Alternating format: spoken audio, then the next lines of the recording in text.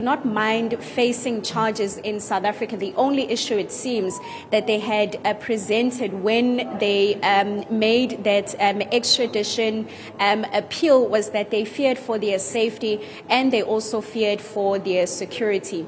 But Brigadier Etlenda Mathe also reminding us that these are professional hitmen. Of course, we know that there's 24 charges that are leveled against them, 3 cases. In this particular matter, this is now the case of Kiernan, aka Forbes, and Tebelo Tibbs Motswane. We know that they are facing 11 charges. Those other charges, when you're looking at those 24 charges, relate to the murder of a taxi boss, aka the murder of aka and Tibbs, and the third one would be the murder of a taxi driver and the attempted murder of his wife. So now that they've officially been processed, and this is now after they arrived at the airport earlier on, they were then taken to the Durban Central Police Station where more processing actually took place. We know, of course, that they were arrested in Mbabane, which is in Eswatini. It was stated that they were found to be hiding out in a rented house. However, there's processes that took place there, but we are told that those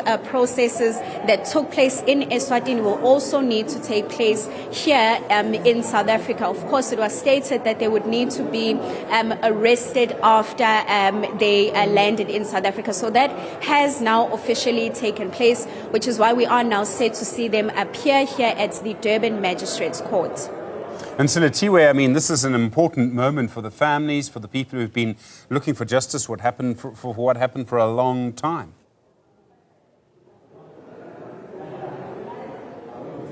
Certainly, Stephen, that's also something that the NPA also spoke about. They mentioned that they are quite ready to see the case in court, also quite eager to see the case actually unfold.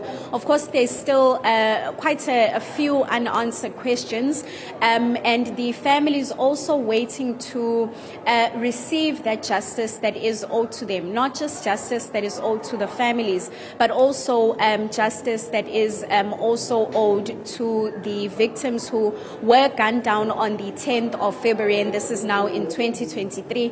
You will remember, Stephen, there was a CCTV footage that was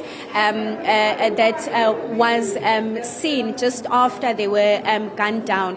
You'll remember that the 2 friends were exiting a restaurant on Florida Road here in Durban. AKA had made his way from Johannesburg to Durban to celebrate with a few friends, and that's when the shooting took place. He was shot at close range, but you remember that from that CCTV footage, it seems as if Tebelo Tibbs Motswane tried to get away during that time, but unfortunately he was also shot during that time. So we know, of course, that it's not just the justice that is owed to those 2 close friends, but also to the Forbes family and the Motswane family.